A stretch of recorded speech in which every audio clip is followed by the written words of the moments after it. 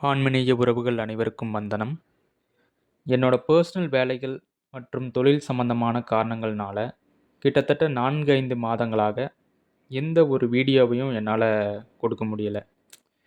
இதற்கு பிறகு எனக்கு நேரம் கிடைக்கும்போதோ அல்லது வீக்லி ஒன்ஸ் வீடியோ போஸ்ட் பண்ண ட்ரை பண்ணுறேன். சரிங்களா? சரி, வாங்க இன்னைக்கான டாபிக் உள்ள நம்ம போவோம். இப்போ நம்ம பேச போகிற டாபிக் என்ன அப்படின்னு பார்த்தீங்கன்னா, கிட்டத்தட்ட நம்ம சன்மார்க்க அன்பர்களாகட்டும், ஆன்மீகவாதிகளாகட்டும், எல்லாரும் ஆல்மோஸ்ட் பேசியிருப்பாங்க இந்த டாப்பிக்கை. பட் நம்மளோட பார்வையில் இது எப்படி இருக்குங்கிறத தான் நம்ம இப்போ பார்க்க போகிறோங்க. அது என்ன டாபிக் அப்படின்னு கேட்டிங்கன்னா, சைவம் மற்றும் அசைவம் என்றால் என்ன? இந்த சைவம் அசைவம்னா என்ன அப்படிங்கிறத நம்ம கிளியர் கட்டாக பார்க்க போகிறோங்க. ஃபர்ஸ்ட் நம்ம சைவம் அப்படிங்கிறத என்னன்னு பார்ப்போம் வாங்க. இப்போ பார்த்தீங்கன்னா, உலகத்தில் அனைத்து உயிர்களுமே தன்னுடைய இனத்தை விருத்தி செய்யறதுக்கோ அல்லது அதிகப்படுத்துறதுக்கோ இனப்பெருக்கம்ங்கிற ஒரு செயலில் பார்த்தீங்கன்னா ஈடுபடும். கரெக்டுங்களா? எக்ஸாம்பிளுக்கு நம்ம ஆடு, மாடு, கோழி மற்றும் மற்ற காட்டு விலங்குகள் எல்லாமே தானாகவே அதோட முயற்சியில் இனப்பெருக்கம் செஞ்சிட்ருக்குங்க. அதுவே ஒரு செடி, கொடி, மரம் இதெல்லாம் இனப்பெருக்கம் செய்யணும்னா வைங்களேன், பிற ஜீவராசிகளோட உதவி அதுக்கு தேவைப்படுதுங்க. இப்போ பார்த்தீங்கன்னா, இந்த பிற விலங்குகள் இருக்கு இல்லைங்களா? ஆடு, மாடு, கோழி, அப்புறம் கடலுக்குள்ள இருக்க மீன், இந்த மாதிரி விலங்குகள்லாம் பார்த்தீங்கன்னா, விலங்குகள், பறவைகள்லாம் அது இப்போ அதோட இனப்பெருக்கம் செய்யணும்னா, அது எதையுமே நாடுறது கிடையாது. அது அது சுயம் அதோட போக்குல தான் இனப்பெருக்கம் செஞ்சு, தன்னுடைய சந்ததிகள பார்த்தீங்கன்னா, விருத்தி செஞ்சுக்குதுங்க. ஆனா, அதுவே ஒரு செடி, கொடி இல்ல மரம், இந்த மாதிரியான உயிரினங்கள் இனப்பெருக்கம் செய்யணும்னா, அதுக்கு பிற ஜீவராசிகளோட உதவி தேவையா இருக்குங்க. அது எப்படின்னு நம்ம பார்ப்போம் வாங்க.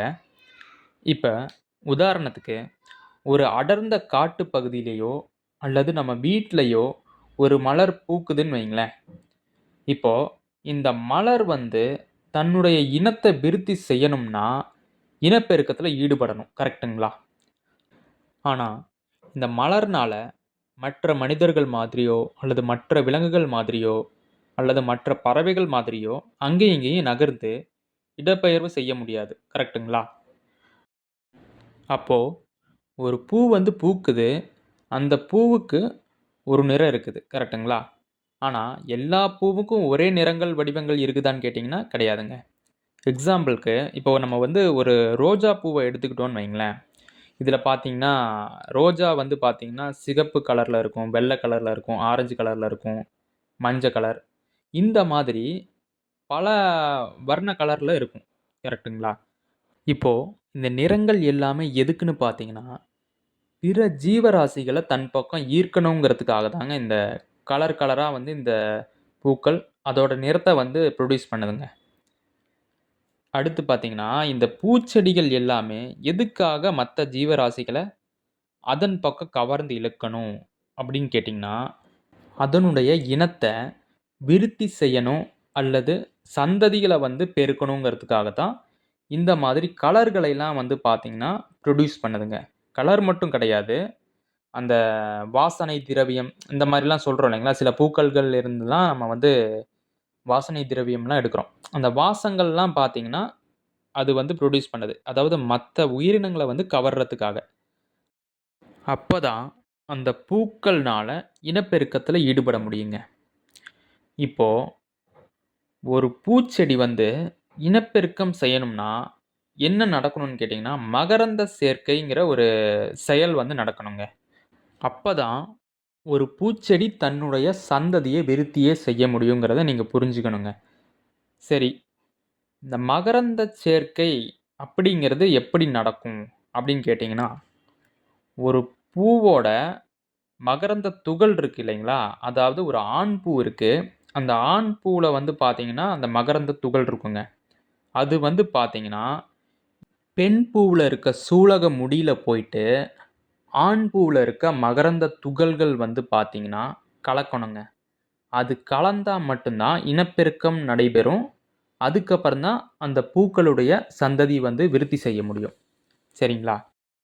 இப்போ ஒரு ஆண் பூ வந்து தன்னுடைய மகரந்தத் துகள எப்படி அந்த பெண் பூகிட்ட வந்து ட்ரான்ஸ்ஃபர் பண்ணுதுங்கிறத பார்ப்போங்க. சரிங்களா? இப்ப வந்து பார்த்தீங்கன்னா, நம்ம முன்னாடியே பார்த்தோம். ஒரு பூ வந்து தன்னை வந்து கவர்ந்து இழுக்கணும் அப்படிங்கிறதுக்காக என்னென்ன பண்ணுதுங்க? கலரு, அப்புறம் வந்து வாசம் இதெல்லாம் வந்து வீசி அடிக்கும்.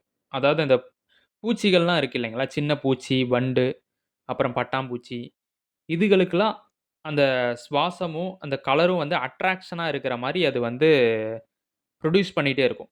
அப்புறம் இன்னொரு விஷயம் என்னன்னு கேட்டீங்கன்னா, அந்த வண்டுக்களோ, தேனீக்களோ வந்து இதில உட்கார்ற மாரி, அதுக்கு தேவையான உணவையும் இது வந்து அந்த பூக்கள் வந்து ப்ரொடியூஸ் பண்ணி தருங்க. பார்த்தீங்கன்னா, ஒரு சின்ன லிக்விட் மாரி இருக்குன்னு வைங்களேன். லிக்விட் மட்டும் இல்ல. ஏதாவது அதுக்கு தேவையான உணவு. அதுக்கு பயன்படக்கூடிய ஒரு தேனோ, இல்ல வந்து ஏதோ ஒரு சின்ன உணவோ, அது வந்து அந்த இடத்துல அந்த பூக்கள் வந்து ப்ரொடியூஸ் பண்ணும். அப்ப அத பார்த்துட்டு இந்த வண்டுகள், தேனீகள், பட்டாம்பூச்சிகள்லாம் வந்து அந்த பூல உட்காரும்போது, அது கால்கள்ல அந்த மகரந்த துகள்கள் வந்து ஒட்டிக்குங்க. அது எப்படி இருக்கும்ன்னு பார்த்தீங்கன்னா, அந்த தன்மை வந்து ஒரு பிசுபிசுப்பான தன்மையும், ஒரு பவுடர் மாரி இருக்குன்னு வைங்களேன். சும்மா அது அந்த பூல உட்கார்ந்துச்சுன்னா, அது கால்கள்ல ஒட்டிக்கும். கால்கள்ல, உடம்புகள்ல ஒட்டிக்கும். அப்புறம் இங்க குடிச்சிட்டு போயிருதுங்களா, அந்த லிக்விட குடிச்சிட்டு, இல்ல சாப்பிட்டுட்டு போனதுக்கப்புறம், வேற ஒரு பெண் பூவுல போய் உட்காரும்போது, அதோட கால்ல ஒட்டியிருக்கு இல்லைங்களா, அந்த பூச்சிகள் கால்ல ஒட்டியிருக்கக்கூடிய மகரந்த துகள்கள் வந்து பார்த்தீங்கன்னா, அந்த பெண் பூவின் மேல இருக்கக்கூடிய சூலக முடியில வந்து அப்படியே வந்து ஒட்டிக்குங்க. இங்க இருக்கிற அந்த கால்ல இருக்கக்கூடிய அந்த மகரந்த துகள்கள், அந்த சூலக முடியின் வழியாக அது ஈர்த்துக்கும். அந்த பெண் பூ வந்து ஈர்த்துக்கும். இந்த பெண் பூ ஈர்க்கும் பொழுது தான், அங்க வந்து ஒரு இனப்பெருக்கம் உருவாகுதுங்க. அப்படி பண்ணும்போது தான் அது இனப்பெருக்கம் உருவாகி, அது அதனுடைய சந்ததிகள வந்து விருத்தி செஞ்சுக்குது. ஸோ, இந்த மாதிரி தான் செடி, கொடிகள் போன்ற உயிரினங்கள், ஜீவராசிகள் வந்து தன்னுடைய சந்ததிகள வந்து விருத்தி செஞ்சுக்குதுங்க. இதே மாதிரி தான் பெரிய பெரிய மரங்களும் வந்து செய்துங்க. இப்ப மரம் வந்து பார்த்தீங்கன்னா, ஒரு பூச்செடி எப்படி ஒரு பூச்சிகளுக்கு தேவையான ஒரு உணவையோ, அல்லது தேனையோ உற்பத்தி பண்ணுதோ, அதே மாதிரி ஒரு மாமரத்த எடுத்துட்டோம்னு வைங்களேன், அதுல வரக்கூடிய பழங்கள் பார்த்தீங்கன்னா, பிற ஜீவராசிகளுக்கு உணவா பயன்படுது. கரெக்ட்டுங்களா? இப்போ சில பறவைகள், விலங்குகள் வந்து அந்த மாம்பழத்த சாப்பிட வரும். இல்லைங்களா? உதாரணத்துக்கு அணில்கள், குரங்குகள், அப்புறம் கிளி, அப்புறம் நம்மளும் கூட போய் சாப்பிடுவோம். இப்ப அத சாப்பிட்டு முடிச்சதுக்கப்புறம், அந்த விதைய வந்துட்டு நம்ம தூக்கி வீசுவோம். மண்லயோ, இல்ல காடுகள்லயோ தூக்கி வீசுவோம். கரெக்ட்டுங்களா? இப்ப அந்த காடுகள்ல வீசின விதைகள் இருக்கு இல்லைங்களா? காடுகள்லயோ, இல்ல வந்து வயல்வெளிகள்லயோ நம்ம வீசியிருப்போம். அந்த விதைகள் வந்து பார்த்தீங்கன்னா, கொஞ்ச நாளுக்கு அப்புறம் அந்த மண்ணு மூடியிருக்கும்.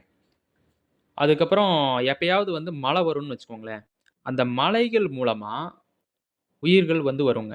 அந்த மழை நீரின் வழியா தான் உயிர் வந்து இறங்கும். நம்ம ஏற்கனவே ஒரு வீடியோ போஸ்ட் பண்ணியிருப்போம். அதில பேசியிருப்போம். அந்த உயிர் வந்து எப்படி வருதுன்னு கேட்டீங்கன்னா, அந்த மழை நீரின் வழியா தான் வருதுன்னு சொல்லிட்டு பேசியிருப்போங்க. ஏதோ ஒரு காணொளியில. அதாவது அந்த மழைநீரின் வழியா வந்த உயிர் தான், இந்த மாரி மண்ணுக்குள்ள இறங்கி, அந்த விதைக்குள்ள போகுங்க. அதுதான் வந்து பார்த்தீங்கன்னா, ஒரு சின்ன செடியாவோ, அப்புறம் நாள பின்ன அது பெரிய மரமாவோ வளருங்க. இன்னொரு விஷயம் பார்த்தீங்கன்னா, எந்த செடியுமே மரத்துக்கு கீழ, அதாவது பெரிய மரத்துக்கு கீழ வளராதுங்க. இப்ப எக்ஸாம்பிள்க்கு வந்து பார்த்தீங்கன்னா, ஒரு மாமரம் இருக்குன்னு வைங்களேன். அந்த மாமரத்தோட விதைய நீங்க அதுக்கு கீழயே வந்து விதைச்சீங்கன்னா, அது வளராதுங்க. அதுக்கு காரணம் என்னன்னு கேட்டீங்கன்னா, அப்படியே விழுந்து அப்படியே முளைக்குமான்னு கேட்டீங்கன்னா கிடையாது. இப்ப வந்து சில மாமரம்லாம் இருக்கும். இப்போ பழுத்து அப்படியே வந்து அதுக்கு கீழயே விழுகும். அதெல்லாம் முளைக்குமான்னு கேட்டீங்கன்னா முளைக்காதுங்க. ஏன்னா, ஒரு விதை வந்து வளரணும்னா, அதுக்கு வந்து கொஞ்சம் ஸ்பேஸ் வந்து நெறையா வேணுங்க. அதனால அந்த மாமரம் எப்படி வந்து அது என்ன பண்ணும்னு கேட்டீங்கன்னா, அந்த விதைய வந்து வேற ஒரு இடத்துக்கு வந்து கடத்தணும். ஒரு இத தாண்டி கொஞ்சம் தள்ளி வேற ஒரு இடத்துல தான் வந்து அதோட சந்ததிய விருத்தி பண்ணுமே ஒழிய, அது பக்கத்திலேயே வந்து விருத்தி செய்யாதுங்க. நம்மலாம் வேணா ஒரு 5 அடிக்கு ஒரு மாமரத்த வந்து வேணா விவசாயிகள் வந்து நட்டு வைப்பாங்க. ஆனா, இயற்கையில வந்து பார்த்தீங்கன்னா, அது இந்த குருவிகள், கிளிகள் இந்த மாரி வனவிலங்குகள் வந்து அத சாப்பிட்டுச்சுன்னா, அது தூக்கி வேற இடத்துல தான் போடும். அப்பதான் வந்து பார்த்தீங்கன்னா, அது நல்ல ஆரோக்கியமான மரமாவும் வளருங்க. அப்புறம் தான் அது வந்து பார்த்தீங்கன்னா, பெரிய ஒரு மரமா வந்து வளர்ந்து நிக்கும். ஸோ இப்படி தான் இயற்கை வந்து டிசைன் பண்ணி வச்சிருக்குங்க. ஒரு மரம் வந்து இப்படி தான் வந்து தன்னுடைய விதைய கடத்தி, வேற ஒரு இடத்துல போயிட்டு, அது போட்டு மரம் வளரும். சரி, அந்த விதைய கடத்துற வேலைய அந்த மரம் எப்படி செய்யுதுன்னா, நம்ம ஏற்கனவே பார்த்த மாரி தாங்க. இந்த மாரி வனவிலங்குகள் மூலமாவோ, அது சதைய சாப்பிடுறது மூலமாவோ, அது வந்து தூக்கி வீசுது. சரிங்களா? இத இன்னும் கொஞ்சம் டீட்டெயில்டா எப்படி பார்ப்போம்ன்னு கேட்டீங்கன்னா, இப்ப மனிதன் தான் வந்து பார்த்தீங்கன்னா, ஒரு ஆராய்ச்சியாளன். அதாவது இதில என்ன கன்டென்ட் இருக்கு? இந்த மாம்பழத்த சாப்பிடுறதுனால நமக்கு என்ன பயன்? இப்படிலாம் வந்து சில அறிவு ஜீனிகள்லாம் வந்து ரொம்ப ஆராய்ச்சி பண்ணுவாங்க. இதில என்ன வைட்டமின் இருக்கு? அதெல்லாம் வந்துட்டு இவங்க அப்படியே ஆராய்ச்சி பண்ணி, பண்ணி அது கண்டுபிடிச்சு மக்களுக்கு அந்த தரவுகள குடுப்பாங்க. அதாவது இந்த பழத்தில இந்தந்த சத்துக்கள் இருக்கு அப்படின்னு சொல்லிட்டு. கரெக்ட்டுங்களா? இப்ப அது வந்து மரம் எப்படி பண்ணுதுன்னு பாருங்க.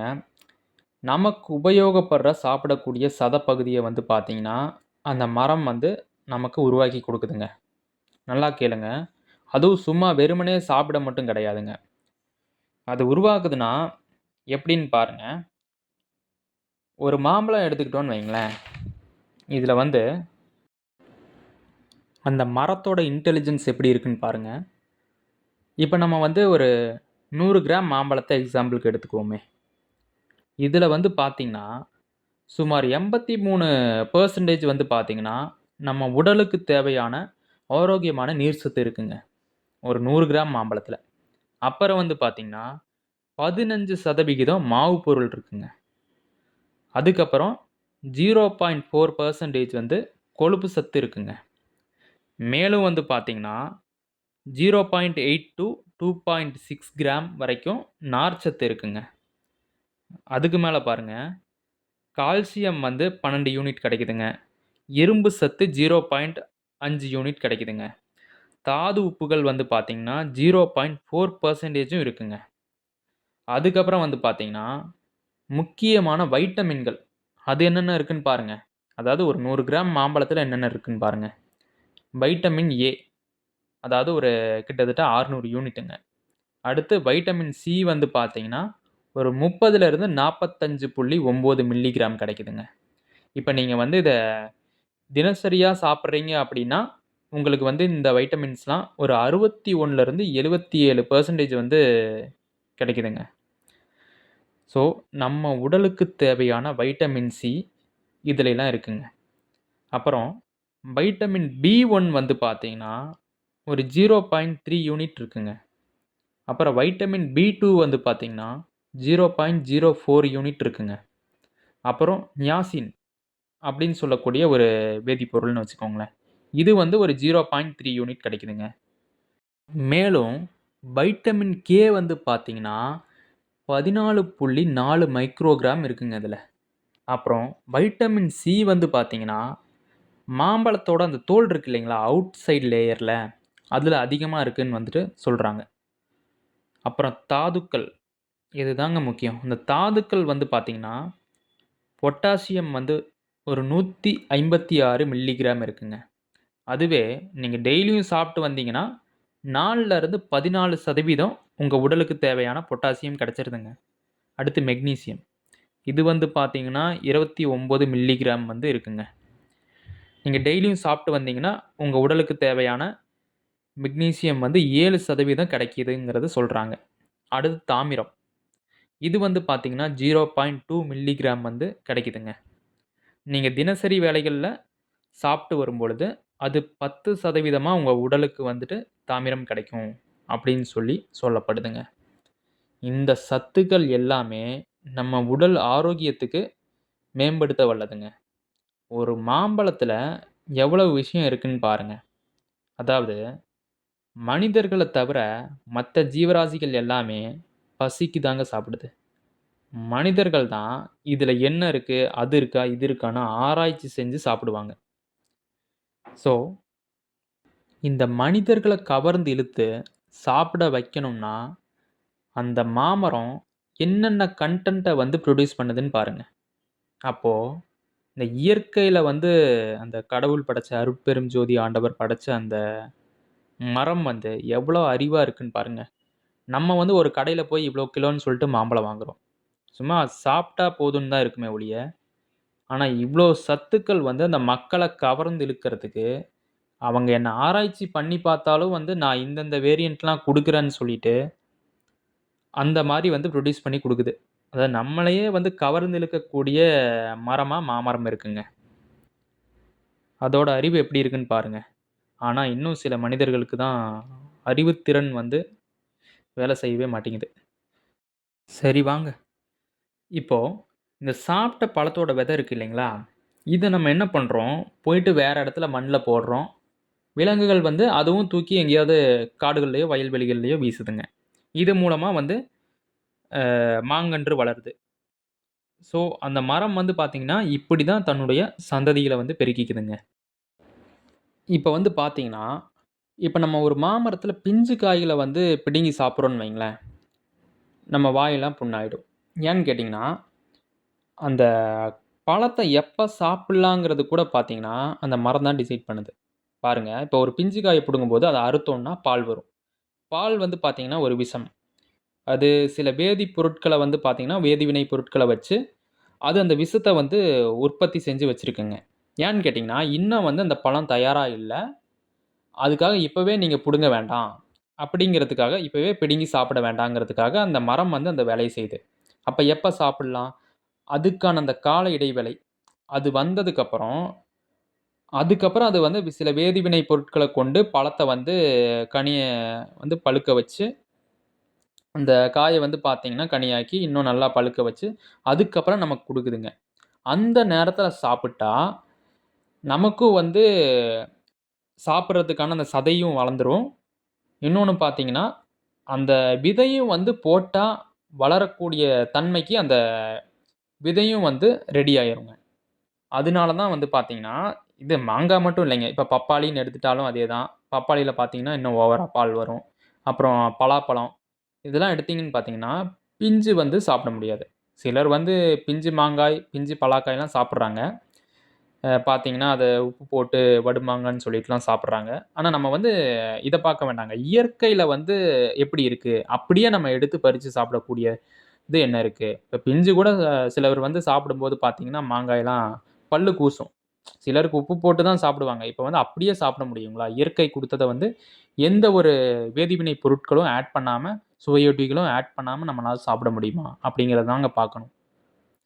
பார்த்தீங்கன்னா, அப்படி பார்க்குற விதத்தில பழம் தான் வந்து நம்ம அப்படியே சாப்பிட முடியும். இது உப்பு போட்டு இது பண்றோம்னா, நம்ம வந்து அதில இருக்கக்கூடிய அந்த வேதிப்பொருட்கள கொஞ்சம் வேற தன்மைக்கு மாற்றி சாப்பிடுறோம். ஊறுகாய் போடுறது மூலமா. ஆனா, அப்படி நம்ம பார்க்கக்கூடாதுங்க. சரிங்களா? ஸோ, இதுக்கு பாருங்க எவ்வளோ இன்டெலிஜென்ஸ் இருக்குன்னு ஒரு மாமரத்துக்கு. இந்த மாதிரி தான் ஒவ்வொரு மரமும் வந்துட்டு நமக்கு அதனுடைய காய்கனிகள குடுக்குதுங்க. அது தென்னை மரமா இருந்தாலும் சரி, பலா மரமா இருந்தாலும் சரி, வாழை மரமா இருந்தாலும் சரி. பார்த்தீங்கன்னா, எல்லாமே பிஞ்சு சாப்பிட முடியாது. கரெக்ட்டுங்களா? வாழை மரம்னா, வாழைக்காய் வந்து ஓரளவுக்கு நம்ம சமையல் பண்ணி சாப்பிடுறோம். ஆனா, அதுக்கு முன்னாடி இருக்க ஸ்டேஜ்ல நம்ம சாப்பிட முடியாது. ஏன்னா, பல்லெல்லாம் கர படிஞ்சிரும். பலாக்காயும் அதே தான். இல்லைங்களா? தென்னங்காயும் அதே தான். ஸோ, இந்த மாரி தாங்க வந்துட்டு நம்ம வந்து புரிஞ்சுக்கணுங்க. சரிங்களா? மரம், செடி, கொடிகள் இதில விளையக்கூடிய பழம், கனிகள், உணவுகள் போன்றவை வந்து பார்த்தீங்கன்னா, இயற்கை நமக்காக உருவாக்கி, தன்னுடைய உடல் நலத்த ஆரோக்கியமா வச்சுக்கிறது மட்டும் இல்லாம, அதனுடைய சந்ததியும் வந்து விருத்தி செய்யணும். அப்படிங்கிறதுக்காக வந்து பார்த்தீங்கன்னா, இயற்கை நமக்காக உருவாக்கி, பிற ஜீவராசிகளோட உடல் நலத்தையும் வந்து பார்த்தீங்கன்னா, ஆரோக்கியமா வச்சுக்கிறதுக்கு மட்டும் இல்லாம, அந்த மரங்களுடைய சந்ததிகளையும் விருத்தி செய்யறதுக்கு வந்து பார்த்தீங்கன்னா, அது அதோட வேலைய வந்துட்டு பூர்த்தி செஞ்சுக்குதுங்க. அதாவது பார்த்தீங்கன்னா, அது நம்மள வந்து நாடுது. இந்த மாரி வந்து என்னால வந்து தனியா வந்து ஒரு விதைய வந்து முளைக்க வைக்க முடியாது. நீங்க எனக்கு ஹெல்ப் பண்ணுங்க. அப்படின்னு வந்து பார்த்தீங்கன்னா, மறைமுகமா சொல்லக்கூடிய விஷயம் தான் இந்த பழங்கள் வந்து நமக்கு ப்ரொடியூஸ் பண்றதாகட்டும், இதெல்லாம் வந்து குடுக்கறது. இலைத்தழைகள். இதெல்லாம் குடுக்கறது மூலமா அதோட சந்ததிய வந்து நம்ம பெருக்குறோங்க. அவ்வளதான். ஏன்னா, அது வந்து பார்த்தீங்கன்னா, நம்மள நாடி இருக்கு. பிற உயிர்கள வந்து நாடி இருக்கு. ஸோ, இதுக்கு பேரு தான் வந்து சைவம். ஸோ, இந்த மரங்கள், செடிகள், கொடிகள் இது நமக்கு வந்து உற்பத்தி பண்ணி குடுக்கறத வந்து சாப்பிட்டா, அத உண்பது வந்து தவறு இல்லைங்கிறத நீங்க புரிஞ்சுக்கணுங்க. இது உயிர்க்கொலையும் கிடையாது. இது வந்து இயற்கைக்கே சம்மதம் தான். ஏன்னா, இயற்கை வந்து அத வந்து நமக்காக தான் வந்து ப்ரொடியூஸ் பண்ணி குடுக்குதுங்க. சரிங்களா? அப்பதான் அதனுடைய சந்ததி வந்து விருத்தி செய்ய முடியும். அதனால தான் இயற்கையே வந்து டிசைன் பண்ணியிருக்குங்க. ஸோ, இந்த ப்ராசஸ் இருக்கு இல்லைங்களா? இந்த ப்ராசஸ்க்கு பேர் தான் சைவம் அப்படின்னு நீங்க புரிஞ்சுக்கணுங்க. நம்ம அன்பர்கள் பார்க்குறீங்கன்னா, யாருக்காவது எக்ஸ்ப்ளைன் பண்ணும்போது இந்த மாரி தான் சொல்லணும். சைவம்னா என்ன? அசைவம்னா என்னன்னு கேட்பாங்க. நீங்க சைவத்துக்கு இந்த மாரி தான் விளக்கம் குடுக்கணுங்க. பிற ஜீவராசிகளோட உதவினால, தன்னுடைய சந்ததிய வந்து விருத்தி செஞ்சு, அதுல வந்து உயிர் வாழ்ற உயிரினங்களுக்கு தான் சைவம் அப்படின்னு சொல்லி நம்ம சொல்றோங்க. இது வந்து பார்த்தீங்கன்னா, இந்த சைவம் இருக்கு இல்லைங்களா? சைவ உணவுகள். இது வந்து பார்த்தீங்கன்னா, மத்த உயிர்களுக்கும் ஆரோக்கியமா இருக்கு. அதோட உடல் வளர்ச்சிக்கும், மேம்பாட்டுக்குமே வந்து பார்த்தீங்கன்னா, ஒரு முக்கிய அங்கமா இருக்குங்க. சரிங்களா? இதுதான் வந்து சைவம். அப்படிங்கிறத நீங்க புரிஞ்சுக்கணுங்க. இப்போ அசைவம் அப்படின்னா என்னன்னு பார்ப்போம் வாங்க. இப்ப வந்து பார்த்தீங்கன்னா, இந்த ஆடு, மாடு, கோழி, பன்றி, காடை, கௌதாரி இந்த மாதிரி விலங்குகள், பறவைகள் இதெல்லாம் இருக்கு இல்லைங்களா?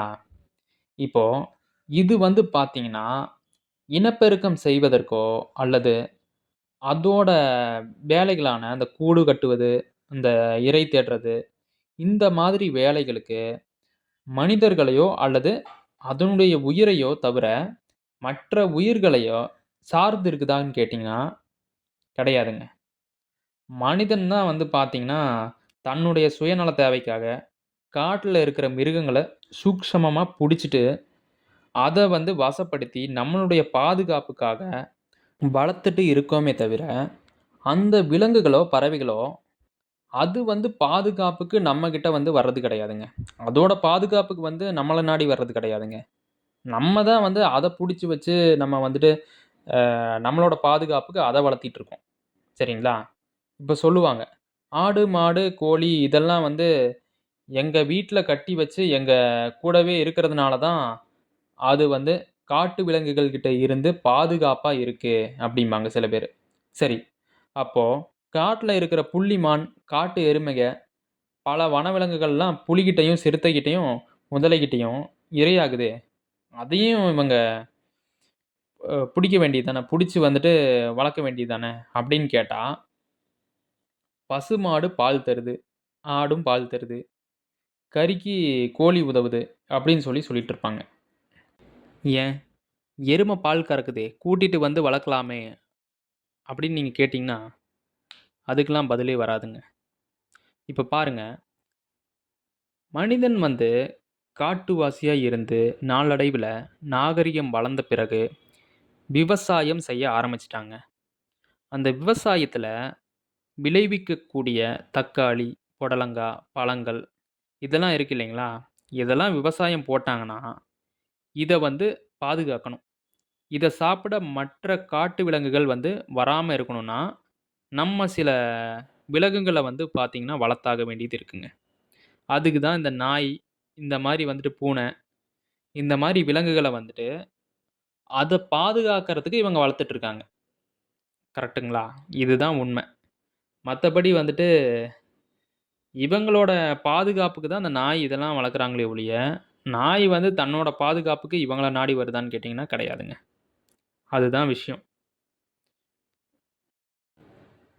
சிட்டிக்குள்ள பார்த்தீங்கன்னா, பெரிய பெரிய வீடுகள்ல, அபார்ட்மெண்ட்ல இங்கேல்லாம் பார்த்தீங்கன்னா, வீட்டுக்கு வீடு ஒரு நாய் வந்து வச்சிருப்பாங்க. ஜெர்மன் ஷெப்பர்டு, இந்த மாரி டாபர்மேன் இப்படிலாம் வச்சிருப்பாங்க. இதெல்லாம் எதுக்குன்னு பார்த்தீங்கன்னா, அந்த நாயோட பாதுகாப்புக்கெல்லாம் கிடையாதுங்க. இவங்க வந்து நகை, பணம் இதெல்லாம் வந்து வச்சிருப்பாங்க. இது திருடு போயிடக்கூடாது அப்படிங்கிறதுக்காக அந்த நாய் வளர்ப்பாங்களே ஒழிய, நாயோட பாதுகாப்புக்கு வந்துட்டு இவங்க கிடையாதுங்க. சரிங்களா? இத வந்து செல்லப்பிராணின்னு வேற சொல்லிக்குவாங்க. இதெல்லாம் வந்து பார்த்தீங்கன்னா, இவங்களா வந்து சில காட்டு விலங்குகள வந்துட்டு இங்க கூப்ட்டு வந்து, அத வந்து ப்ரீட் பண்ணி, வேற வேற வேரியன்ட்டா மாத்தி, அதுக்கப்புறம் வந்து வளர்த்துட்டுருக்காங்க. இதுவே டைரக்ட்டா காட்டு விலங்கா புடிச்சிட்டு வந்தாங்கன்னு வைங்களேன், இவங்களயே அடிச்சு சாப்ட்டுரும். இப்ப புலிய கூப்ட்டு வச்சு அப்படி வளர்க்க முடியுங்களா? அதையும் பண்ணிட்டுருக்காங்க சில வெளிநாடுகள்லைலாம். ஆனா வந்து பார்த்தீங்கன்னா, அத சூக்ஷமமா தான் வந்து பண்ணுவாங்களே ஒழிய, இயற்கையா வந்து காட்ல இருக்கக்கூடிய ஒரு புலியவோ, சிங்கமோ புடிச்சா அது என்ன ஆகுங்க? இவங்க துப்பாக்கி வச்சிருந்தாங்கன்னா, ஒரு சுடு சுட்டாங்கன்னா பயந்து ஓடிரும். இல்லைன்னா, அத கட்டி வச்சு, சூக்ஷமமா ஏதாவது பண்ணி புடிச்சு, அப்படி வந்து அதுக்கு ட்ரெய்னிங் குடுத்துருவாங்க. இப்ப யானையெல்லாம் பாருங்க, கோயில்ல வந்து பிச்சை எடுக்க விட்டுட்டுருக்காங்க யானையெல்லாம். யானையோட வேல அதுதானுங்களா? கிடையாதுங்க. பார்த்தீங்கன்னா, அந்த யானைகள வச்சு சாமியோடதுன்னு சொல்லிட்டு, இந்த மாரி பிச்சை எடுக்க விடுறது, ரொம்ப ஒரு பாவமான செயலுங்க. ஆனா எல்லாரும் பண்ணிட்டுருக்காங்க. சரி, நம்ம என்ன சொல்றதுங்க? ஒண்ணும் சொல்ல முடியாது. இப்படி தான் வந்து விலங்குகள்லாம் இவங்க அடக்குமுறை பண்றாங்கங்கிறத நீங்க புரிஞ்சுக்கணுங்க. ஸோ, இந்த ஆடு, மாடு, கோழி இதெல்லாம் வந்து இத வந்து நம்ம கொன்று உணவாக சாப்பிடுறது வந்து பார்த்தீங்கன்னா, இயற்கைக்கு சம்மதமான்னு கேட்டீங்கன்னா, கண்டிப்பா இல்லைங்க. அத தான் நீங்க புரிஞ்சுக்கணும். இந்த மாரி உயிர்கள வந்து கொலை செய்து சாப்பிடுறது வந்து இயற்கைக்கு ஒரு துளி அளவும் கூட சம்மதம் கிடையாது. இதுல இன்னும் சில அறிவாளிகள் வந்து என்ன சொல்லுவாங்கன்னு கேட்டீங்கன்னா, "அப்போ காய்கறிகள், பழங்கள் இதுலலாம் உயிர் இருக்கே! அதுவும் உயிர்க்கொலை தானே!" அப்படின்னு சொல்லிட்டு இருப்பாங்க. அதையும் வந்து வெட்டி தானே சாப்பிடுறீங்க, பறிச்சு தானே சாப்பிடுறீங்க அப்படிம்பாங்க. இப்ப பார்த்தீங்கன்னா, காய்கறிகள், பழங்கள் அதுலயும் உயிர் இருக்குதாங்க, இல்லன்னு சொல்லல.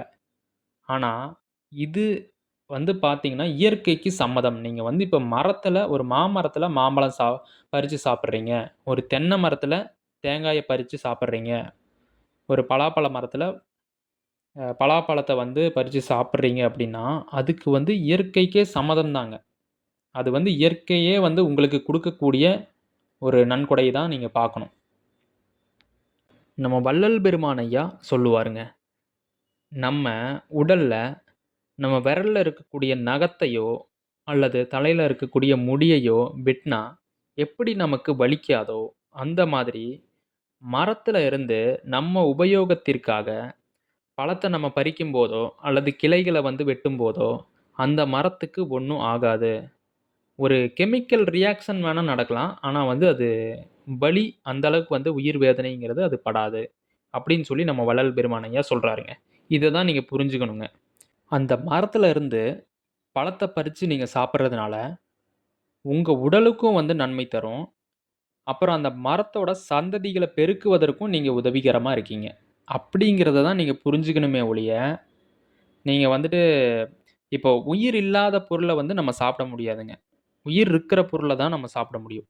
ஏன்னா, உயிர் இல்லாத பொருள நீங்க வந்து சாப்பிட்டீங்கன்னா, இறந்து தான் போகணுங்க. உங்க உடல வந்து பார்த்தீங்கன்னா, வளர்க்கறதுக்கு இன்னொரு உயிரோட அந்த உயிர் தன்மை இருக்கக்கூடிய உயிர்கள சாப்பிட்டு தான் ஆகணும்.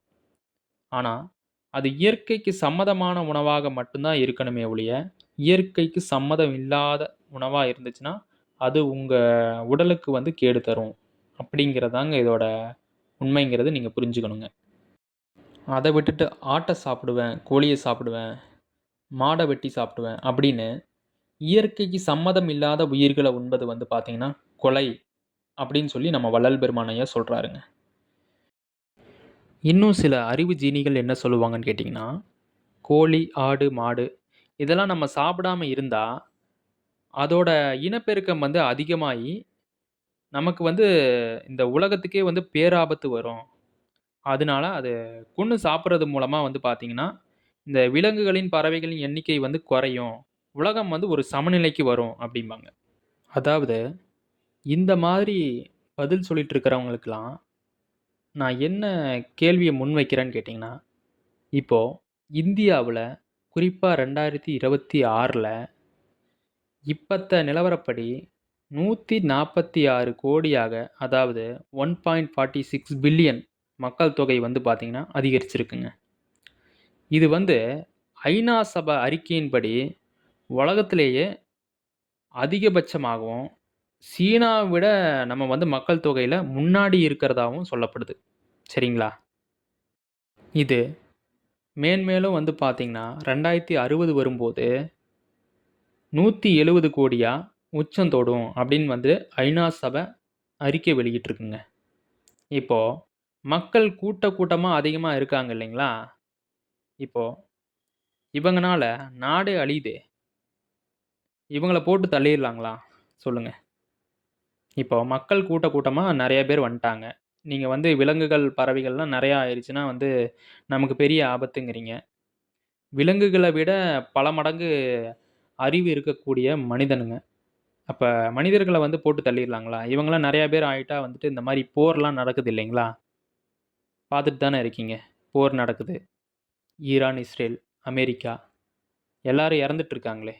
இன்னும் வந்துட்டு இவனோட அந்த சூக்ஷ்மத்தனம் அதிகமாயிட்டே தானங்க இருக்கு. அப்ப இவங்கள போட்டு தள்ளிர்லாம்னு சொல்லுங்க. அப்ப இத்தன பேர் வந்துட்டு இருந்தாலும், இல்லைனாலும், நம்ம அறத்துல நிக்கும்போது, அப்பதான் அதுக்கான சொல்யூஷன் கிடைக்குங்கிறத நீங்க புரிஞ்சுக்கணுங்க. நம்ம வந்துட்டு இதுக்கெல்லாம் வந்து நெறையா ஆச்சுன்னா நமக்கு பெரிய பாதிப்பு அப்டின்னா, மக்களும் நெறைய பேர் தான் இருக்காங்க. அவங்களையும் போட்டு தள்ளிர்லாமா? முடியாது இல்லைங்களா? அதே மாரி தாங்க. அ அதுதான் விஷயம். ஸோ, சைவம், அசைவம் அப்படிங்கிறது இதுதான் அப்படின்னு நீங்க புரிஞ்சுக்கணுங்க.